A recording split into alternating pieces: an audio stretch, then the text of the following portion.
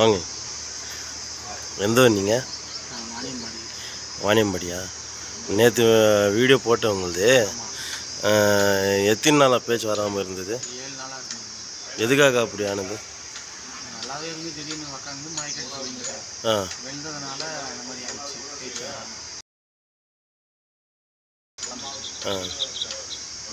இங்கே வந்ததுனால நேற்று பரவாயில்ல, நல்லாவே பேசுகிறேன்.